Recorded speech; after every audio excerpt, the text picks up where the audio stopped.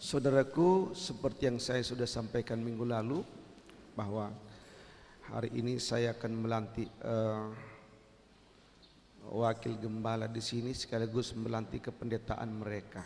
Saudara, di gereja kita jenjang kependetaan itu ada 3. Pendeta pembantu, kemudian setelah itu pendeta muda, setelah itu baru pendeta penuh. Pendeta pembantu dilantik oleh gembala yang jemaatnya sudah dalam arti mandiri yang lebih 50 orang. Jadi kita sudah 100 lebih.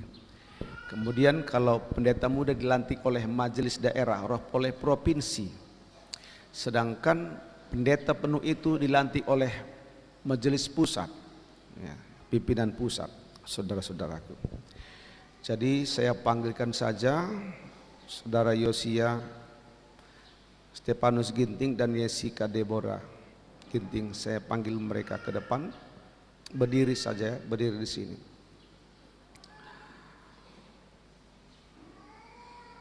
Iya. Jadi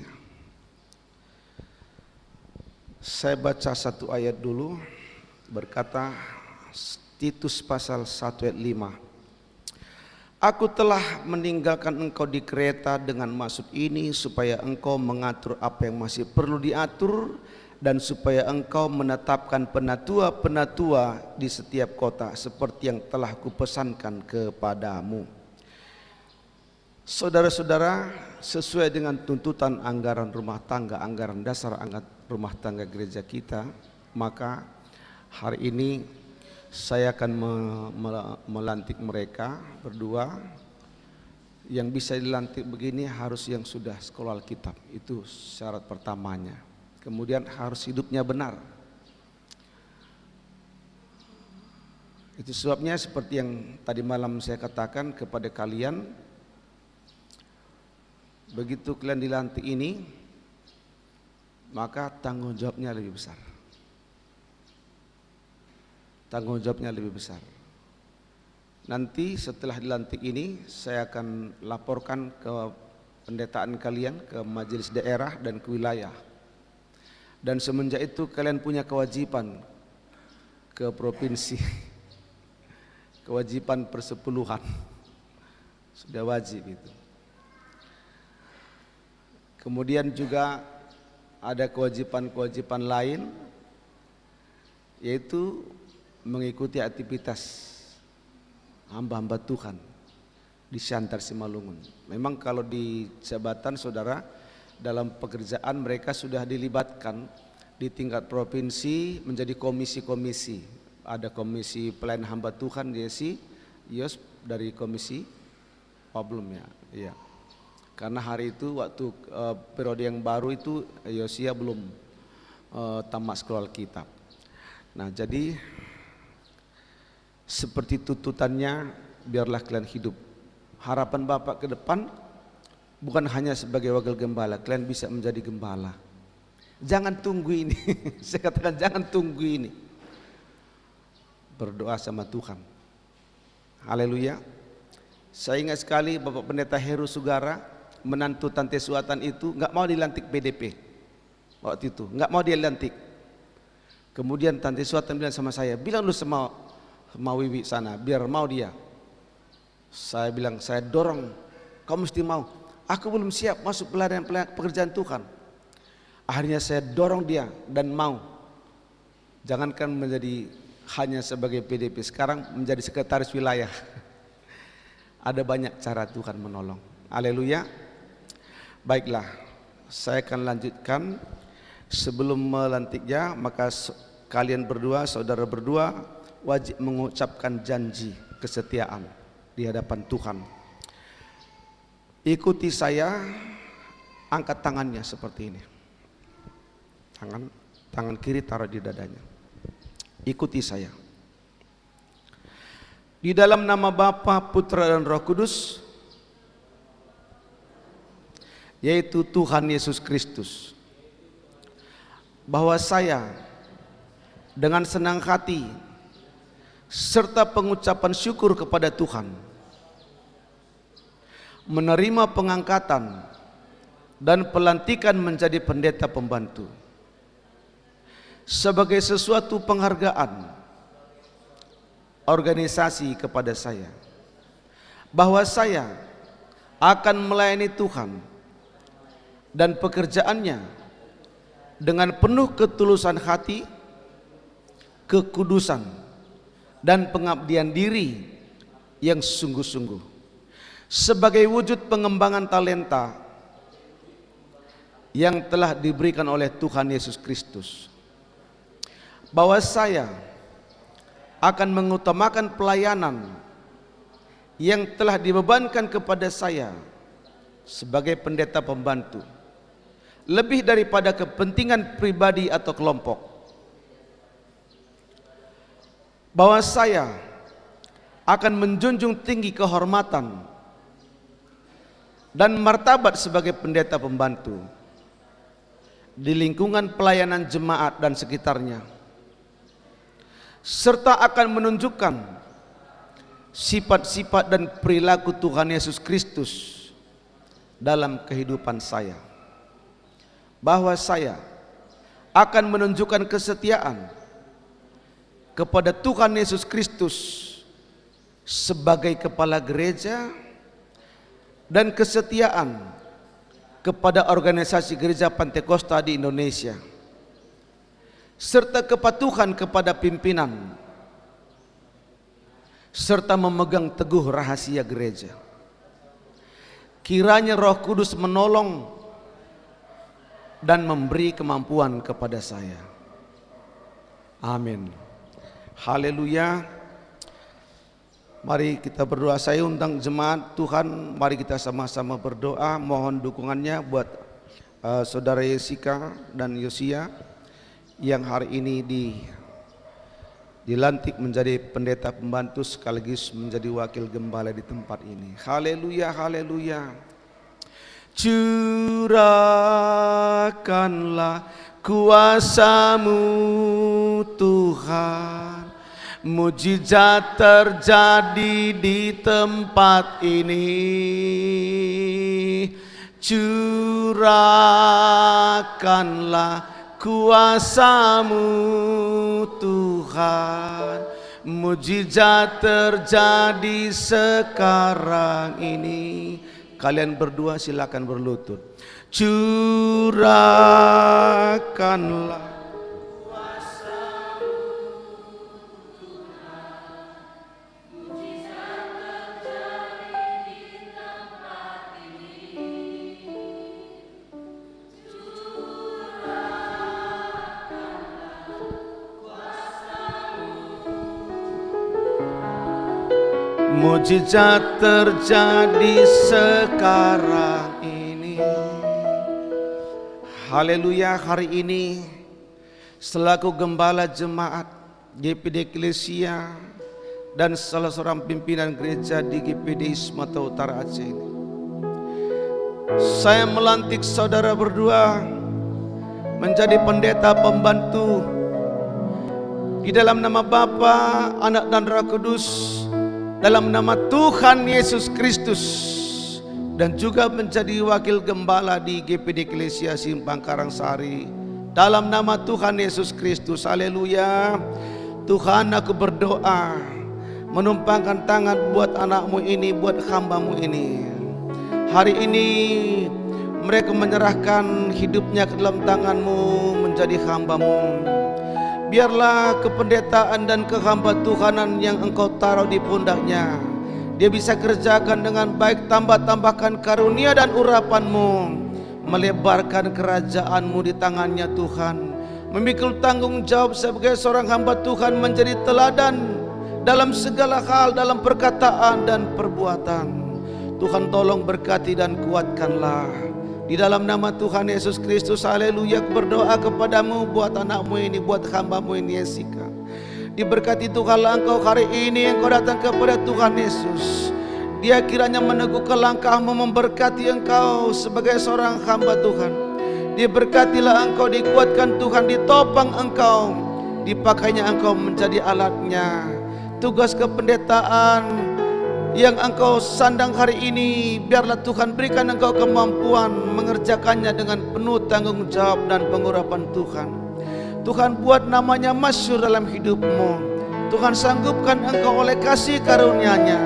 Kiranya kerajaan Allah dilebarkan di dalammu. Di dalam nama Tuhan Yesus Kristus berdoa buat keluarga mereka masing-masing. Biarlah mereka bisa saling menopang dan memberkati untuk melayani Tuhan. Terima kasih kepadamu Bapa, di dalam nama Tuhan Yesus Kristus. Haleluya. Amin, amin, amin. Silakan berdiri, Pak Ibu Gembala bisa di sini. Mari kasih salam sama Tuhan berkati ya. Ya, Tuhan berkati ya. Salam, salam. Oke ya, udah. Ya. Oke, silakan. Boleh kembali ke tempatnya ya.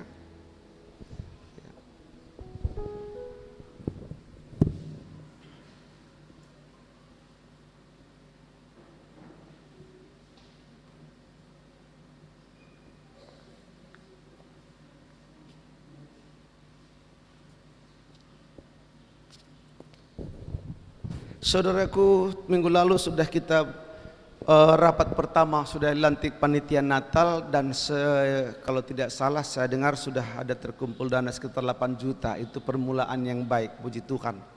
Saudara-saudara, biarlah terus kita doakan bisa semuanya terlaksana. Haleluya. Nah, saudaraku, saya beritahu juga bahwa itu besi-besi di belakang kita agak banyak ya, sangat banyak sekali, karena memang untuk mengecor ini. Tapi saya hitung-hitung waktu, kalau kita mulai ini menggali apa semua, pasti pada waktu Natal berantakan semua. Tapi mungkin nanti kami akan kerjakan dulu bahagian-bahagiannya, besinya diikat semua seberapa yang bisa, baru nanti lewat Natal baru kita mulai kerjakan pemasangan dari tiangnya. Lantas mungkin saudara berpikir, kenapa baru sekarang dibeli udah cepat-cepat? Saudara, sebulan yang lalu ketika ada informasi dari Pemko bahwa kita dapat 20 juta, maka ada pemberitahuan dari mereka, buat anggaran sekali lagi proposal seharga 18 juta, karena 2 juta untuk sosial, 18 juta untuk bahan-bahan yang dibelikan khusus pas. Dan saya pikir apa mau dibuat, besi saja ini nggak cukup saudara. Saya bilang sama Yosia, coba kalian pergi ke toko besi, yang sana itu paling murah semua. Tanya harga, langsung pakai daftar. Ini berapa, ini berapa, ini berapa. Dan itulah yang kami sampaikan, daftar itulah kami sampaikan ke Pemko. Saudara tahu kemarin kami ambil sudah naik semua 1.000 per batang. Hanya tempo hampir 1 bulan, gak sampai 1 bulan, udah 1.000 per batang naik. 1.000 per batang, naiknya cepat, turunnya lama. Dan itu hampir 500 batang. Kesemuanya, hampir 500 batang. Udah kurang lebih 500, bahkan ada yang lebih 1.000, saudara-saudaraku. Tapi itu kalau bahan-bahan seperti ini.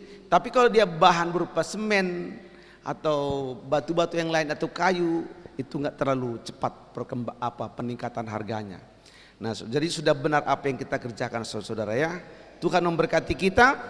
Mari saudara, kita buka Alkitab kita dari, ya, ini judulnya hari ini, dari hukum Taurat kepada iman.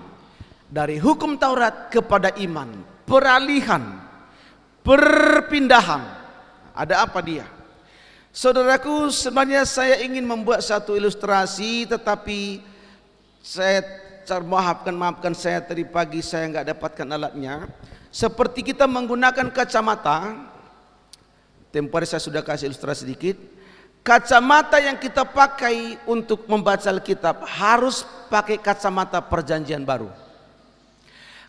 Ada orang membaca Alkitab ini dengan kacamata perjanjian lama, sehingga perjanjian baru itu pun seolah-olah perjanjian lama. Yesus itu nggak berguna di sana.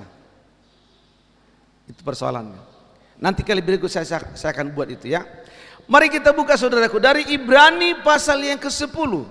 Ibrani pasal 10, poin-poinnya tidak banyak hari ini. Saudara, tidak terlalu banyak khotbah saya hari ini. Satu pasal ini saudara. Ibrani pasal yang ke-10, kita baca ayat 1 sampai ayat yang ke-4. 2, udah dapat semuanya, bisa dicari di Alkitab sendiri.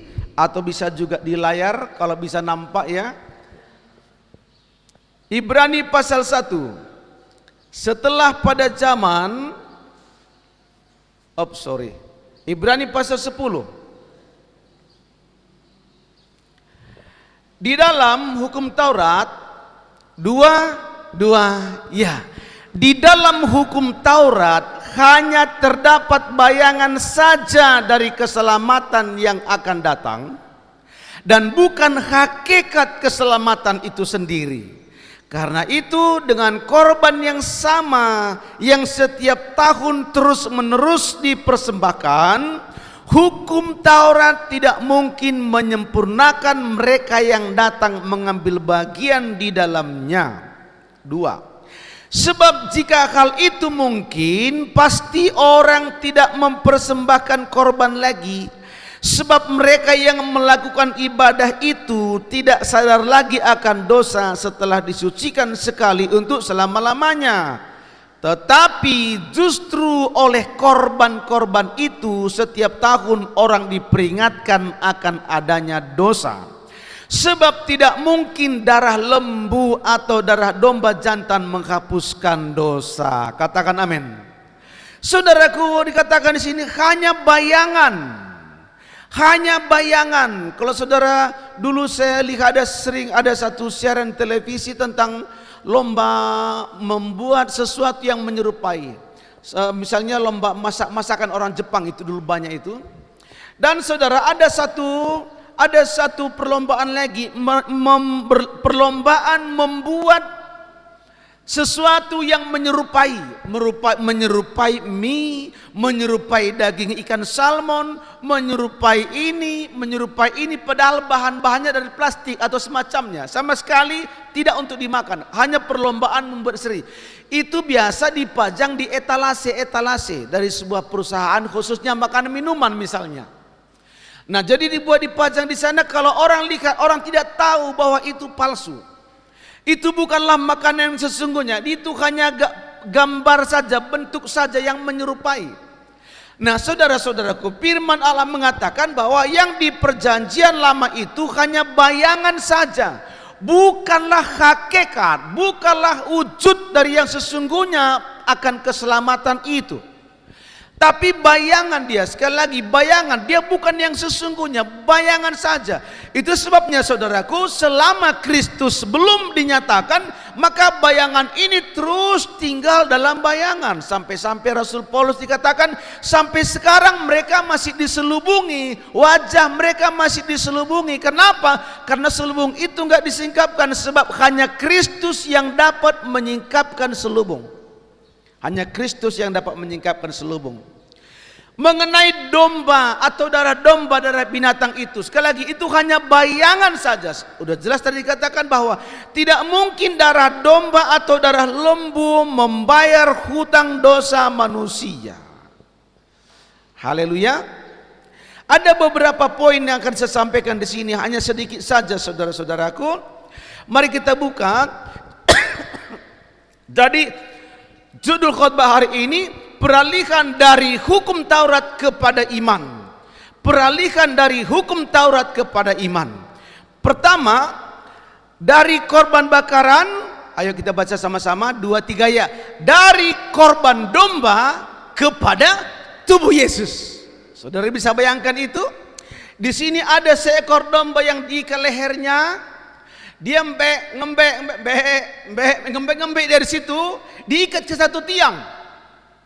Di sini ada seorang bertubuh kekar namanya Yesus, juga tangannya diikat karena dia baru ditangkap di taman Getsemani.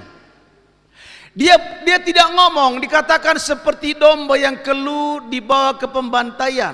Dia tidak ngomong, dia diam saja. Dia dipukulinya, dia diam saja. Saudaraku, bayangkanlah itu, bandingkanlah itu.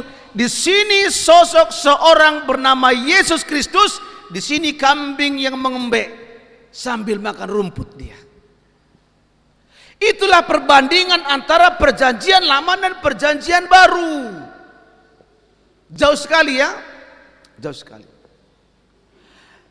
Ini janji akan datang iman. Sedangkan ini adalah wujud iman yang sesungguhnya. Ayat yang ke-5 sampai 7. Mari kita lihat ayat 5 sampai 7. Kita baca. Karena itu karena itu ketika ia masuk ke dunia, ia berkata, korban persembahan tidak engkau kehendaki, tetapi engkau telah menyediakan tubuh bagiku. Kepada korban bakaran dan korban penghapus dosa engkau tidak berkenan. Lalu aku berkata, sungguh aku datang, dalam gulungan kitab ada tertulis tentang aku, untuk melakukan kehendakmu ya Allahku. Saudaraku, perhatikan di sini. Saudara pernah bertransaksi dengan seseorang? Kita tahu pada zaman dahulu, sebelum ada alat penukar yang sah yang namanya uang, maka seorang petani akan menjual hasil ladangnya kepada peternak. Dia akan bawa entah padinya, entah sayur-sayurannya atau cabenya, kentangnya, dibawa kepada seorang petani, seorang peternak. Peternak dia bawa 2 ekor ayam di sini, barter mereka. Maka si peternak berkata begini, terlalu sedikit kacang panjang yang kau berikan ini untuk saya. Ini ayam loh 2 ekor. Maka dia berkata, apa lagi ditambah? Tambah 1 kilo cabai mau? Tambah lagi kentang mau? Tambahlah sedikit lagi, ditambah lagi. Sudah seimbang, udah kira-kira seimbang. Barternya terjadilah pertukaran. Ya, dulu kan begitu saudara, belum ada alat penukar yang sah yang namanya uang. Saudaraku, ketika orang ini membawa ayam ini pulang ke rumah, setelah dia sampai di rumah, dia akan ngomong sama orang ini hasil tukar. Sekian kacang panjang, sekian kentang, sekian cabai, sekian tomat. Itu 2 ekor ayam. Maka temannya akan datang lagi. Dia bawa kurang lebih ambil kacang panjang sekian, tomat sekian, cabai sekian, dia bawa semua. Dia jumpai lagi tukang jual ayam. Dia bawa juga 2 ekor ayam di sini. Kemudian tukang ayam berkata begini, terlalu sedikit yang kau kasih sama aku. Maka dia akan bilang, tadi tetanggaku tukarannya begini-begini dapat 2 ekor ayam. Maka dia bilang, oh itu yang punya ayam itu temanku, ayamnya lebih kecil dari ayamku. Ini ayamku ini pandai nyanyi loh, ini lebih mahal. Jadi apa yang mau ku tambah? Kata isi lagi, tambahlah bawang putih satu tumpuk lagi. Nggak ada bawang putih lagi, nggak musim. Bawang merah IP tahu. Diambillah bawang merah. Terjadilah tukar saudaraku. Artinya waktu terjadi pertukaran itu harga sudah seimbang.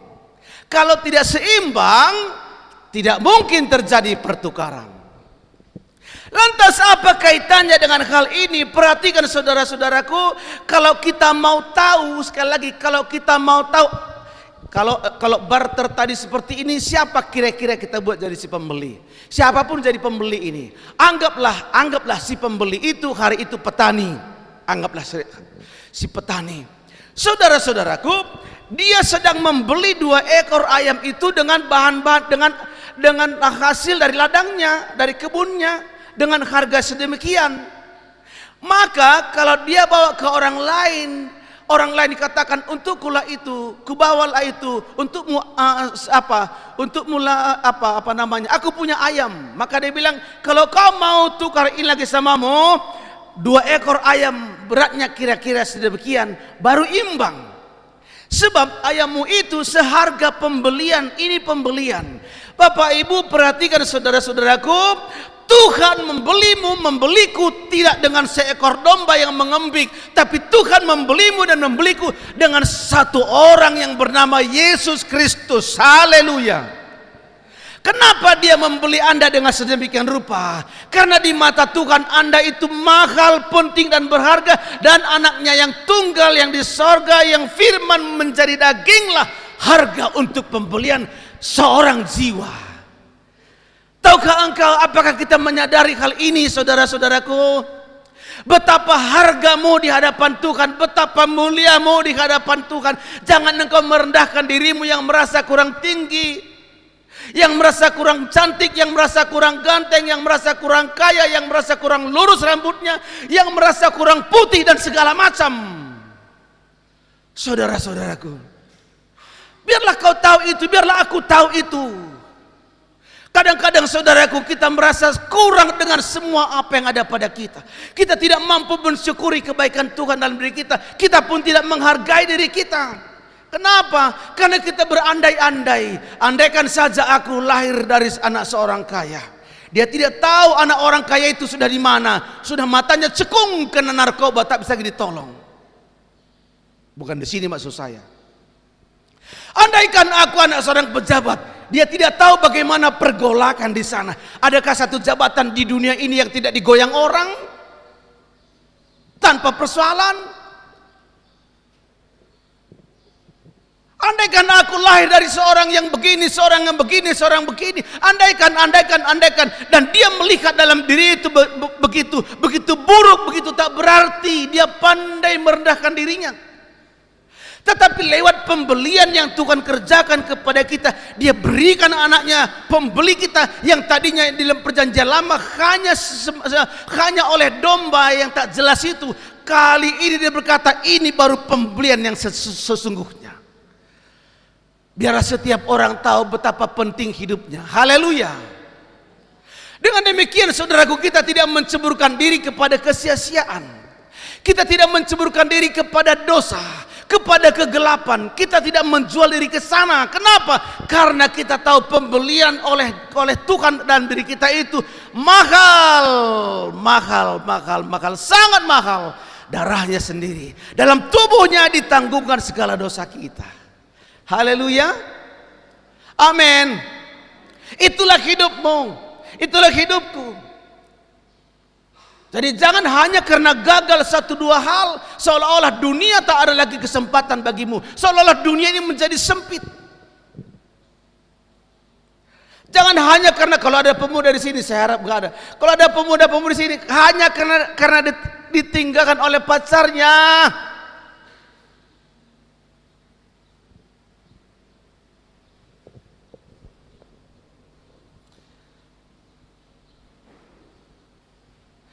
Lantas semuanya menjadi hambar. Artinya apa? Engkau tidak percaya dengan cara Tuhan menolong. Engkau tidak percaya dengan cara Tuhan menolong. Engkau tidak percaya dengan betapa penting dan berharganya hidupmu. Bukan dengan seekor domba, bukan dengan seekor sapi, tapi dengan seorang anak Allah. Haleluya. Itu yang pertama. Yang kedua, imam-imam mempersembahkan korban berulang-ulang, tapi korban Kristus sekali saja dan sempurna. Ayat 12 kita baca. Semua pasal ini enggak kemana-mana. Tetapi 2-3 ayat. Tetapi ia setelah, Yesus maksudnya, tetapi ia setelah mempersembahkan hanya satu korban saja karena dosa, ia duduk untuk selama-lamanya di sebelah kanan Allah. Berbeda dengan imam, seperti yang sudah saya katakan minggu-minggu yang lalu. Kenapa kita harus mempersembahkan lagi tahun lalu? Itu kan tahun lalu. Hari ini ada lagi, tahun depan buat lagi. Kan sudah tahun lalu, itu kan tahun lalu. Hari ini kenapa ada lagi? Belum selesai, belum. Kapan ini akan berakhir? Sampai nanti kita mati. Setiap tahun wajib. Karena memang dosa, darah domba tidak bisa menyelesaikan. Dia hanya menutupi, saudaraku. Tetapi beda dengan imam besar kita yang namanya Yesus Kristus. Dia tidak membawa darah lembu, darah sapi, darah domba. Dia membawa darahnya sendiri. Bukan ke ruang maha kudus tabernakel buatan Musa ataupun bait Salomo buatan manusia. Tapi dia membawa darahnya sampai ke Allah Bapa di sorga ketahatannya, melintasi segala alam dikatakan. Itu dahsyat luar biasa. Darah domba yang dibawa oleh Imam Harun dan imam besar lainnya itu berakhir di tabut perjanjian, di perjanjian lama, di tabernakel ruang maha kudus. tapi darah Yesus Kristus sampai di sorga, harga penebusan. Saudaraku, kalau saya jelaskan lagi melalui ilustrasi tadi, andai katakanlah engkau punya barang sesuatu, engkau sudah punya setelah barter tadi, kemudian ada orang berusaha menggugatmu. Dia berkata, kawan, itu ayam jantan itu aku tahu benar jenggernya itu punya saya. Lihat itu sebelah bawah, jengger bawahnya itu ada pernah terluka karena dia berlaga. Warnanya begini, aku tahu betul itu punyaku. Kalau itu dalam transaksi sorgawi, maka sorga akan berteriak. Dibilang, ini bukti pembayarannya. Ini bukti pembayarannya, apa hakmu menggugat itu? Haleluya. Demikian dengan hidup saudara. Penebusan Yesus atasmu sempurna. Setiap kali engkau digugat oleh iblis, digugat oleh orang-orang dengan berusaha mengatakan betapa buruk keadaanmu, bahwa engkau tidak layak di hadapan Allah, bahwa engkau tidak berhak mendapatkan janji Allah, sorga berteriak. Dia bilang, oh jangan begitu, di sini sudah sampai pembayarannya. Haleluya. Di sini sudah ada harga pembayarannya. Sorga akan berteriak. Karena apa? Harga pembayaranmu sudah sampai di sorga. Haleluya saudara. Dan anehnya saudara-saudaraku, orang-orang yang berjalan bersama dengan Tuhan ini, adakah manusia yang sempurna? Tidak ada. Lantas bagaimana setelah dia ditebus hidupnya? Apakah dia masih punya kesalahan? Punya. Punya kekurangan? Punya. Lantas bagaimana penebusan itu? Setiap kali dia memandang kepada salib Kristus, pembasuhan Allah berlangsung di sana. Pengampunan Tuhan langsung berlangsung di sana. Dan oleh sebab itu saudara-saudaraku, engkau dipandang benar oleh Tuhan. Haleluya. Nanti pasal 11 kita akan jelaskan. Apa jaminannya tentang itu? Iman. Bagaimana kita tahu tentang itu? Iman. Kita percaya itu. Iman. Bagaimana kalau tidak begitu? Tidak ada bagaimana-bagaimana. Karena iman mengatakan kita ada bersama dengan Tuhan. Setiap kali engkau tidak lagi mampu mendayung perahu kehidupanmu, engkau bisa berteriak kepada sorga, oh Tuhan, umat tebusanmu ini kesulitan mendayungnya, putus rantai sepedanya.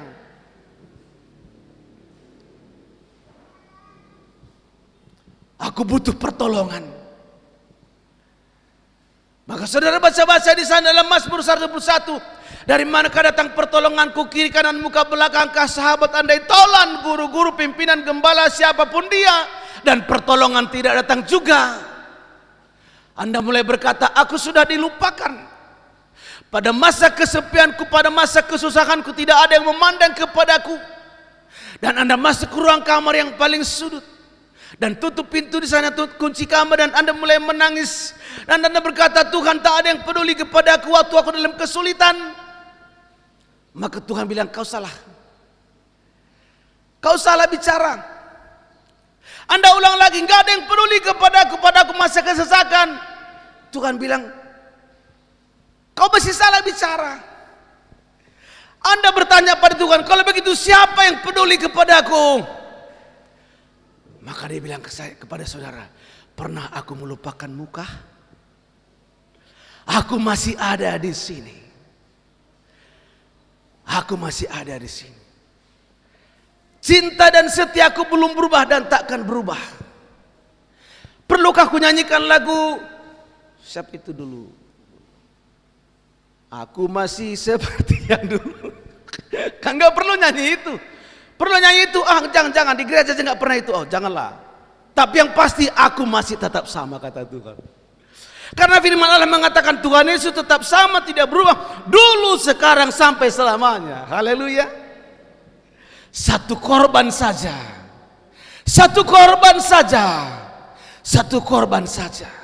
Jangan biarkan dirimu ditekan, diperbudak oleh keadaan apapun. Jangan izinkan itu. Itu akan merugikanmu.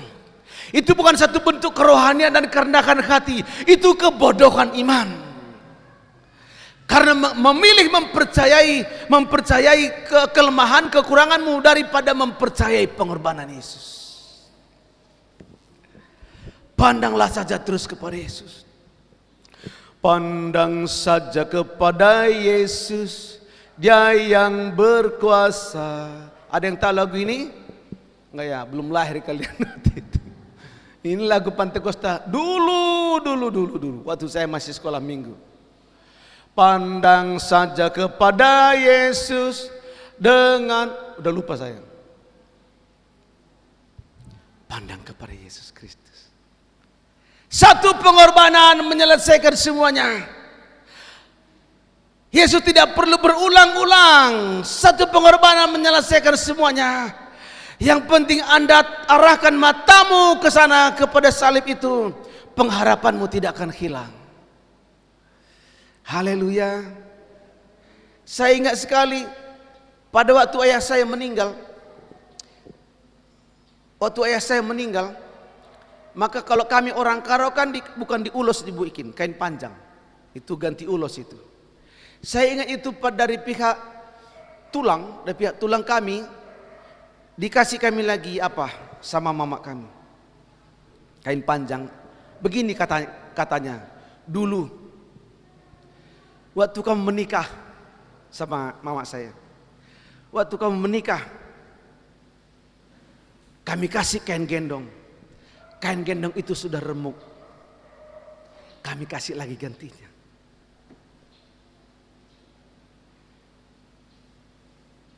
Ulos kasih setia dari Tuhan tidak pernah remuk. Haleluya. Tak perlu diganti. Selalu ada. Dia selalu ada. Dia selalu ada. Dan dia selalu ada. Dia selalu ada. Sekali saja dia melakukannya. Haleluya. Biarlah kita percaya tentang hal itu. Yang ketiga. Yesus membuka jalan. Membuka jalan baru bagi kita kepada Bapa di sorga. Ayat 19 sampai 20. Yesus membuka jalan baru bagi kita kepada Bapa. Ayat 19 sampai 20 kita baca sama-sama. 2, 3 ya. Jadi saudara-saudara, oleh darah Yesus, apa katanya? Kita sekarang penuh keberanian dapat masuk ke dalam tempat kudus. Kenapa? Ayat 20. Karena Ia telah membuka jalan yang baru dan hidup bagi kita melalui tabir, yaitu dirinya sendiri. Saudara-saudaraku, pada waktu berteriak Yesus di kayu salib itu, Dia berkata, Bapakku, Bapakku, mengapa engkau meninggalkan aku? Dan kalimat terakhir diucapkan di salib itu, sudah selesai. Dan lunglailah kepalanya, tidak bisa lagi dia topang, dan dia pun mati menghembuskan napas. Maka goncanglah hari itu, gelap gulita seluruh Yerusalem sekitarnya, dan gempa pun terjadi. Perwira Romawi ketakutan, saudaraku, tanpa dikejar. Dan pada saat itu tirai di bait Allah itu, pembatas antara ruang kudus dan ruang maha kudus, terbelah dari atas sampai ke bawah. Yesus berkata, oleh kematiannya saudaraku, kita bisa masuk ke ruang maha kudus itu. Kenapa? Yesus telah membuka jalan baru. Haleluya. Pertanyaannya, apakah engkau masuk atau tidak? Pertanyaannya, sejauh mana saudara akan masuk ke ruang maha kudus itu? Kalau saya gambarkan lagi, ini ruang maha kudus. Ini altar, inilah ruang maha kudus. Di sini peti perjanjian namanya. Ke sini imam sekali setahun masuk. Kemudian ini ruang gereja ini, ruang kudus namanya. Di sini ada mesbah dupa, tempat persembahan ini. Di sana kiri kanan ada kaki dian dan meja roti. Di luar anggaplah pintu gereja kita ini di depan. Di luarnya ada kolam pembasuhan. Lebih ke sana lagi mesbah korban. Jadi kalau diurutkan dari sana, mesbah korban bakaran berbicara pertobatan, selanjutnya kolam pembasuhan baptisan, baru masuk ke ruang Maha Kudus, ada roti firman setiap hari dan ada Roh Kudus. Kemudian ini penyembahan dupa yang harum sebelum memasuki ruang Maha Kudus. Firman Tuhan mengatakan Yesus telah membuka jalan ke ruang Maha Kudus kepada Bapa di sorga, bahwa tidak lagi hanya imam besar yang bisa masuk, semua orang yang percaya bisa masuk. Pertanyaannya, sejauh mana Anda dan saya akan melangkahkan masuk ke ruang Maha Kuduskah?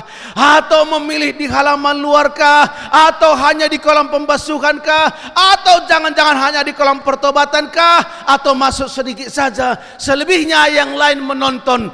Hanya 2-3 orangkah yang masuk ke ruang Maha Kudus untuk bertemu dengan Tuhan?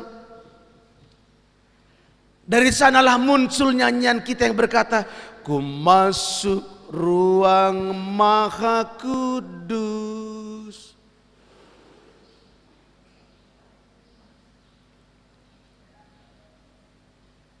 Kalau saudara diberi kesempatan, sejauh mana Anda masuk? Kalau pertandingan sepak bola, saya katakan tadi pagi, 11 cuma pemainnya, 6 pemain cadangan, ada pelatihnya, ada asisten pelatih, ada tim manajer dan ofisial yang lainnya. Selebihnya penonton 30.000 orang. Apakah saudara ada di kelompok penonton? Ini bukan sepak bola, ini pertandingan iman yang harus dikerjakan oleh semua orang tanpa penonton. Haleluya.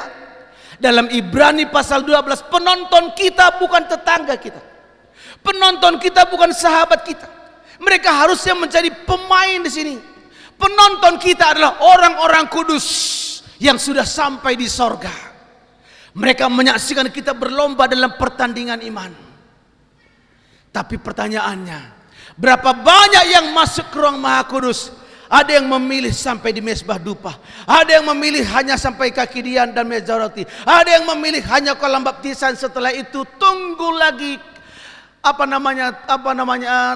Natal dan Paskah saja. Yang lain tunggu lagi musim depan. Yang lain hanya penonton. Khotbah Ibu Gembala kita hari kemarin di KTM semalam, 10 orang kusta. 10 orang yang sakit kusta itu Tuhan katakan, perlihatkan dirimu kepada imam-imam. Mereka masih kusta, saudara.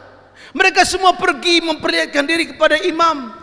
Saudaraku, sebelum sampai pintu gerbang kota, masih beberapa waktu mereka jalan, satu persatu berkata, udah lumayan aku, udah berlepasan sakit kustanya saudaraku, sudah semakin pulih, dan dia berteriak, puji Tuhan katanya, sudah hilang semua kustaku. Kau juga, mereka semua perlukan berangkulan. Dia berkata, oh puji Tuhan, ayo kita lari cepat-cepat. Kemudian seorang berkata, tunggu dulu. Apa lagi? Tidak pantaskah kita datang sama Yesus itu yang menyembuhkan kita dan berterima kasih kepada Dia? Maka yang 9 berkata begini, tak disuruh seperti itu. Kita tidak disuruh kalau sembuh nanti pulang ke sini. Disuruh kita pergi kepada imam, memperlihatkan diri, periksa. Dan mereka ikuti. Enggak, aku mau bilang terima kasih sama dia, terserah sama kau. Mereka jalan yang 9, yang 1 pulang balik. Dengarkan, apa yang salah sama yang 9 itu? Tak ada salah di situ. Kalau tidak ada yang salah, kenapa Yesus berkata, bukankah kesemuanya sudah, ke-10-nya sudah sembuh? Kenapa cuma 1 orang asing ini yang datang? Berarti menurut Yesus salah. Lantas kenapa yang 9 itu? Tanya sama dia, kenapa kok nggak ada waktu? Nggak disuruh seperti itu. Dengarkan baik-baik saudaraku, tidak ada salah mereka di sana. Kesalahannya adalah mereka tidak punya hasrat sama Tuhan. Mereka tidak penting siapa penyembuh itu bagi mereka. Yang penting mereka sudah sembuh. Itu persoalannya. Bagi mereka tidak penting Yesus itu siapa, ada apa dengan dia.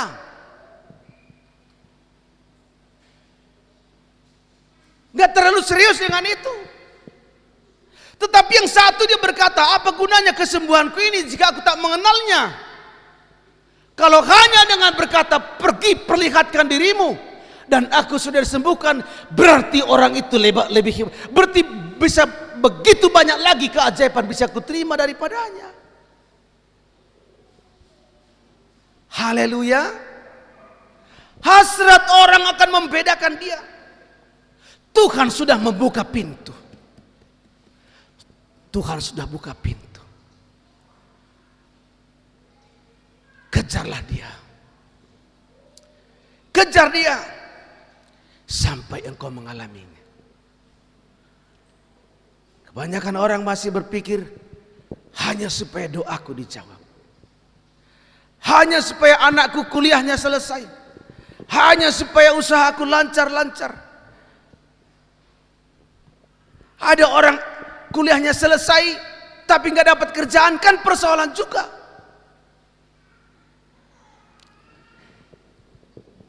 Ada orang pekerjaannya lancar, penyakit datang bertubi-tubi, persoalan juga. Ada orang yang penting aku sembuh dia, tapi nggak dibukakan pintu berkat, pintu rezeki.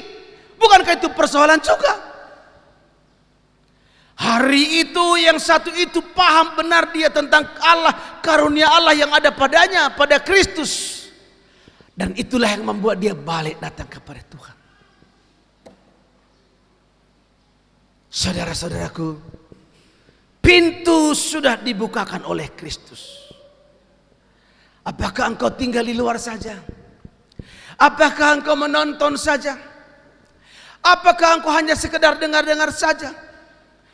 Engkau mungkin berkata, gampang mah, itu gampang itu kalau soal kebaktian. Dengar khotbah, keren-keren lagi khotbahnya. Di sini bisa semua. Aku juga dengar khotbah di sini. Puluhan khotbah setiap minggu ku dengar. Ada yang sudah puluhan kali ku dengar. Jangan-jangan ini keluarga pastori sudah bosan dengar khotbah itu. Tapi aku tak bosan-bosan. Kulihat tadi salam di sini ada 211 download video di sini, termasuk lagu-lagu. Katakanlah lagunya 15. Ada 200 khotbah di sini. Enggak tahu lagi aku yang mana paling sering kubuka. Tapi aku tahu ketika itu diperkatakan firman Allah itu hebat dan ajaib. Dia selalu menghidupkan. Haleluya saudara. Cari Tuhan. Yesus sudah membuka pintu, membuka jalan. Kenapa engkau di luar saja? Datang di kakinya. Haleluya. Yesus sudah membuka jalan. Jadi ada 3 poin ini. Sekarang poin keempat, bahagian kita. Bagaimana sikap kita atas semuanya itu? Yaitu bahwa Yesus telah memberikan tubuhnya sebagai korban ganti domba untuk menunjukkan betapa penting mahalnya kita. Dan dia mempersembahkan persembahan yang sempurna untuk semua kalangan, untuk semua zaman, untuk semua keadaan, untuk semua umur.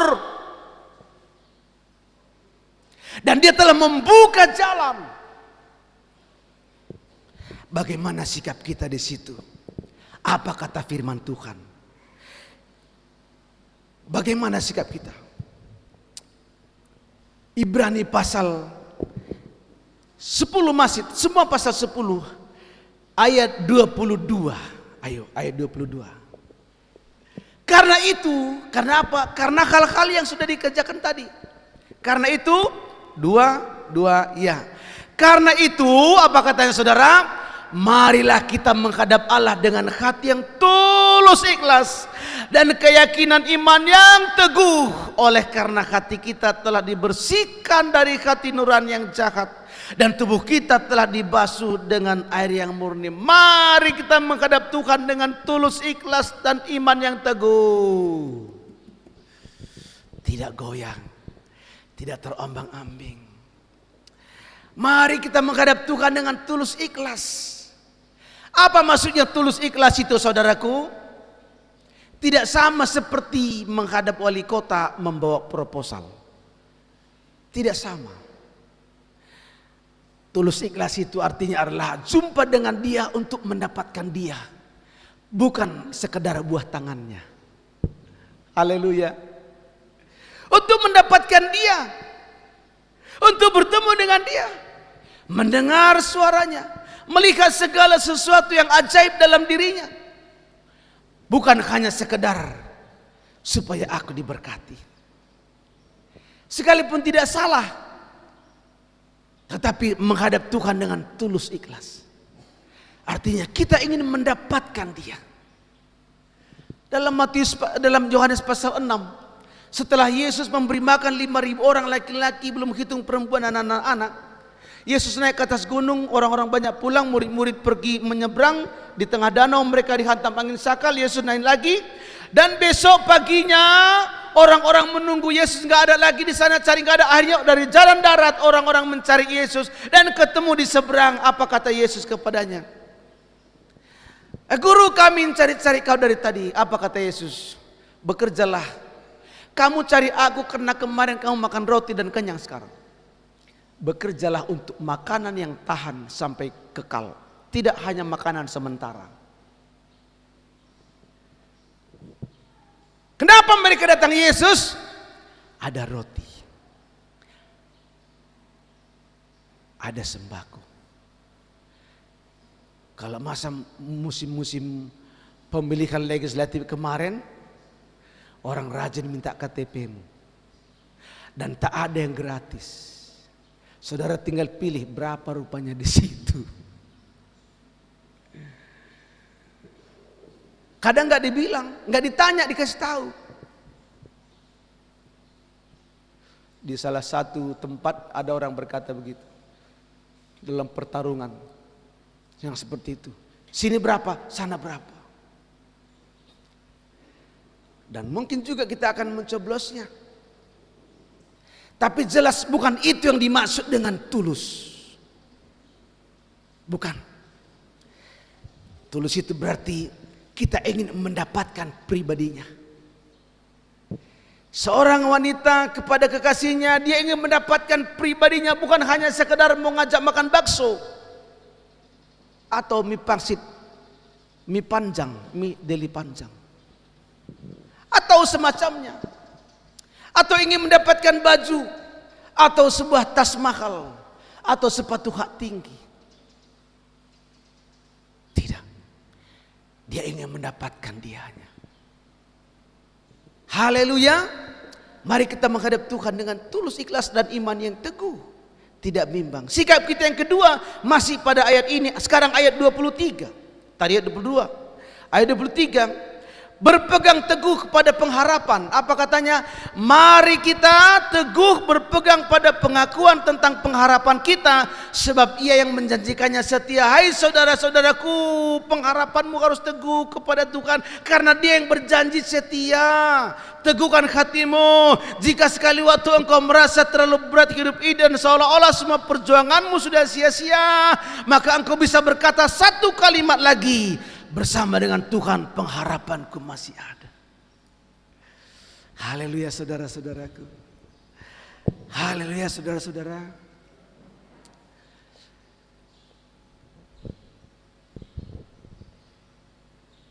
Berpegang teguh pada pengharapan itu. Pengharapan selalu ada. Memang batas kekuatan kita ada, batas kesanggupan kita ada, batas umur kita ada, ukuran tinggi badan kita ada. Semuanya ada batas. Tetapi Kristuslah, pengharapan kepada Kristuslah yang tidak akan dibatasi oleh apapun. Haleluya. Berharap terus kepadanya. Saudara, orang yang berharap, orang yang mempunyai pengharapan, jalannya lebih cepat dari orang yang tidak punya pengharapan. Orang yang tidak punya pengharapan, tidak ada persoalan kalau orang berkata berhenti dulu sebentar, berhenti dia, nggak ada mau dikejar. Coba kalau ada orang target yang dikerjakan di depan sana, aduh sorry, pingin sekali ketemu denganmu ngobrol, sudah sebulan kita nggak ketemu. Tetapi penting sekali di sana kawan, I am sorry. Haleluya saudaraku. Ada pengharapan. Orang yang mempunyai pengharapan bangun paginya itu cekatan. Orang yang punya pengharapan semangatnya tinggi. Pengharapanmu kepada Kristuslah yang membuat engkau tetap hidup. Haleluya. Haleluya. Yang ketiga, apa yang harus, bagaimana sikap kita berdasarkan semua ayat ini. Sekarang ayat yang keempat, ayat yang ke-24, saling menolong dalam kasih. Ayo sama-sama 2-3 ya. Dan marilah kita saling memperhatikan supaya kita saling mendorong dalam kasih dan dalam pekerjaan yang baik. Saudara-saudara, jangan sampai ada orang lain lemah semangatnya gara-garamu. Jangan engkau melemahkan dia dan engkau berkata begini, ku tengok nggak ada perubahan hidupmu, sudah lama kau gereja. Aduh, jangan begitu. Jangan katakan ku tengok usahamu ini sia-sia, sana sudah lebih begini-begini. Jangan. Berikanlah terus dorongan kepadanya. Bahkan ketika dia sudah dalam keadaan yang paling terpuruk, engkau sudah melihat hari ini wajahnya kurang ceria. Besok lagi Anda ketemu sama dia sekilas, halo selamat pagi, wajahnya semakin tidak ceria. 3 hari, 4 hari. Hari kelima Anda lihat ada yang salah dengan diri orang ini. Kenapa? Karena mukanya sangat muram. Rambutnya enggak lagi disisir dengan baik. Biasa dia keluar harus cuci muka paling tidak, sekalipun enggak pakai lipstik. Karena dia seorang perempuan, bukan laki-laki maksudnya ini. Ada lagi yang lain sama dia, aku tengok mata pandanya sudah semakin kentara. Rupanya sudah kurang tidur dia dalam 5 hari. Dan engkau datang kepada dia. Bagaimana kabar kawan? Dia masih berwibawa berkata baik-baik saja. Dia bilang, apakah kurang sehat? Aku tidak menduga-duga, hanya kulihat wajahmu kurang ceria. Maka mulai dicerita, enggak bisa aku tidur kawan. Kenapa rupanya kau enggak bisa tidur? Maka mulai diceritakan, ceritakanlah kepadaku. Sekalipun bukan aku tidak sanggup menolongmu sepenuhnya. Mana tahu aku bisa menolongmu, mendoakanmu, paling tidak berbagi rasa. Dia mulai cerita kepadamu. Air mata sudah mulai tumpah. Maka saudara mulai berkata di sana, aku tidak tahu jawaban atas masalahmu. Hanya saja aku tahu Tuhan masih sanggup menolongmu. Saudaraku, itu sebuah dorongan yang kuat. Haleluya. Itu sebuah dorongan yang kuat. Ada seorang pemuda, dia mau melompat dari jembatan tinggi karena dia mau bunuh diri. Kemudian seorang nenek-nenek datang kepadanya. Hai anak muda, kenapa kau? Jangan dekati aku. Kenapa kau mau bunuh diri? Jangan dekati aku, jangan tanya. Kau putus pacar ya? Kau tahu?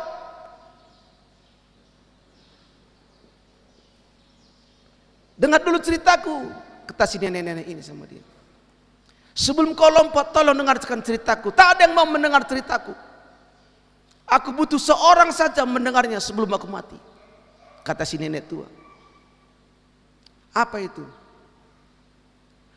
Aku ini seorang putri, cantik jelita. Tapi karena aku melanggar pantangan yang dilarang oleh nenek moyangku, aku jadi terkutuk menjadi nenek tua sekalipun aku masih muda. Dan tak ada yang bisa melepaskanku kecuali jika ada seorang yang mau mencium pipiku dengan tulus ikhlas.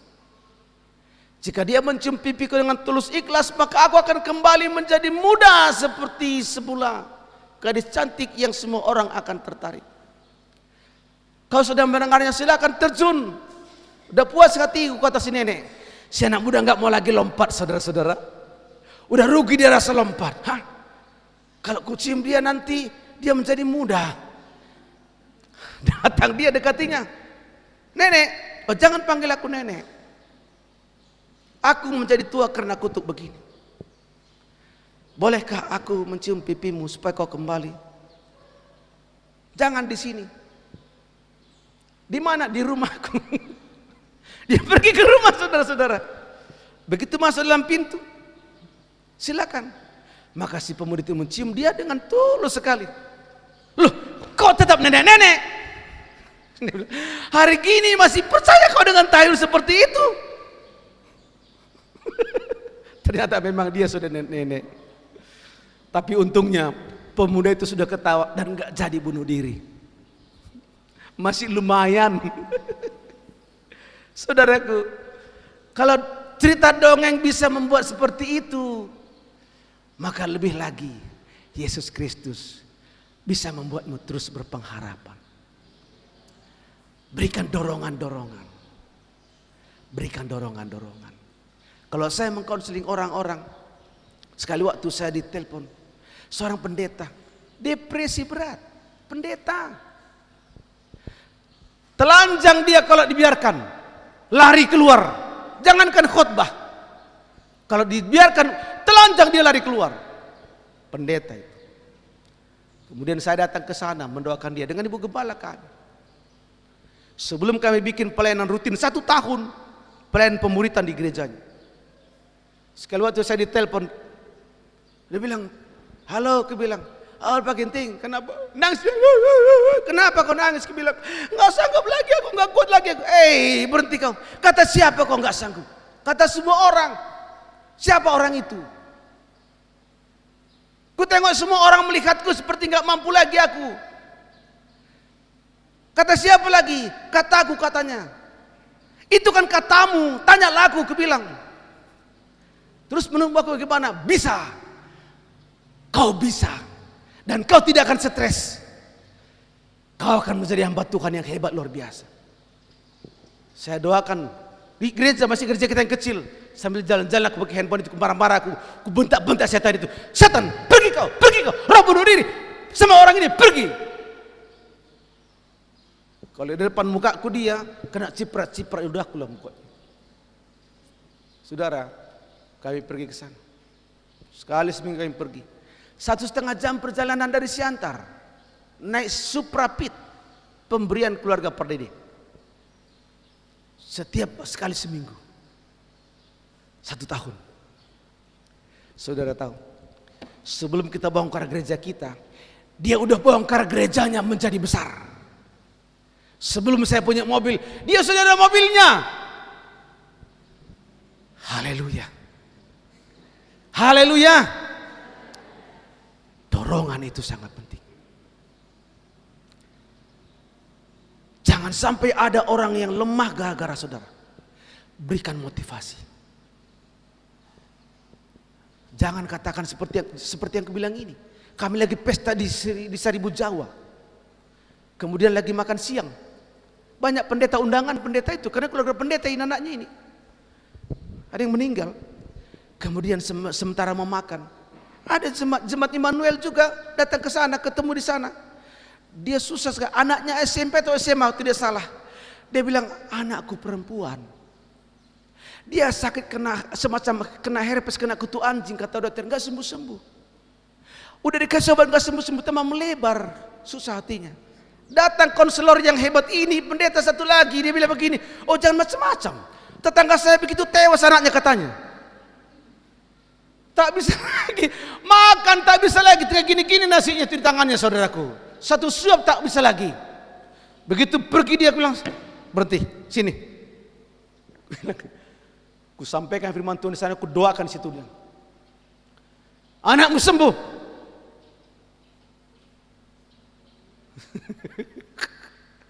Jangan bilang, memang nggak nyata terlalu parah penyakit ini, tapi ku tengok di sana begitu ada begini mati juga dah. Bahkan jangan begitu. Itu melemahkan imun itu. Berikan motivasi yang baik, dorongan iman. Jikapun andai kata nggak lagi tertolong sama sekali, selama kita kan lebih mudah mendoakan kesembuhan yang sakit itu sekalipun megap-megap daripada berkata, hai orang mati bangkitlah. Kan begitu saudara-saudara. Berikan dorongan satu dengan yang lain. Haleluya. Berikan dorongan. Jangan sekali lagi, jangan katakan begini, ku tengok enggak ada peningkatanmu setelah kau. Jangan begitu. Lihat hal-hal yang baik dalam dirinya.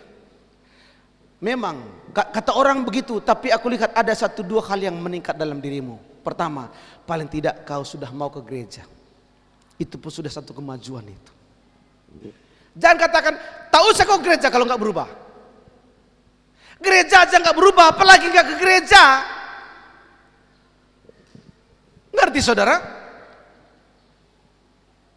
Ke gereja aja nggak berubah. Jangan katakan, tahu salah kau gereja kau nggak bisa bebaskan kolekte. Jangan gitu. Kalau ke gereja saja dia nggak berubah, apalagi dia kumpul sama penjahat. Bilang sama dia, memang nggak spontan, tapi rajin datang saja kau gereja. Udah satu kelebihan itu. Selama ini kau nggak mau, nanti Tuhan akan tolong. Tuhan akan ubah keadaan. Aku nggak pandai tepuk tangan, katanya nggak apa-apa, salah-salah nggak apa-apa, semua orang lagi keplak, kau di sini nggak apa-apa. Nggak pandai aku nyanyi, engkau nyanyi, baca saja. Saya aja kadang-kadang saudara, hampir tiap minggu ada lagu yang tak tahu. Karena kita selalu wajib lagu baru satu. Nggak apa-apa. Kita nikmati apa yang ada. Kita jalani. Mulai. Berikan motivasi yang baik. Haleluya. Masih ada satu lagi. Wah, udah lewat ini. Kupikir tadi sedikit. Terakhir. Apalagi sikap kita. Pasal 2 ayat 25 sekarang, 25. 2 ya. Janganlah kita menjauhkan diri dari pertemuan-pertemuan ibadah kita seperti dibiasakan oleh beberapa orang, tetapi marilah kita saling menasihati dan semakin giat melakukannya menjelang hari Tuhan yang mendekat. Latihan badani berguna tetapi terbatas, latihan rohani sangat berguna untuk masa sekarang dan masa yang akan datang. Jangan menjauh dari kebaktian-kebaktian kita. Kebaktian pertama 7:30. Kalau saudara nggak bisa jam 10:30. Ibadah kedua jam 10:30. Nggak bisa juga ada sore di Perumnas jam 5. Haleluya. Oh, lagi luar kota kami ada KTM.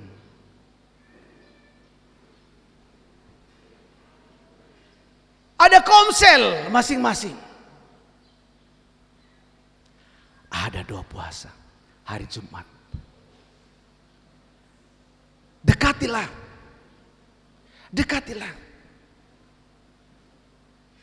Memang tidak seperti membalik telapak tangan, tetapi iman itu sedikit demi sedikit dia memancar.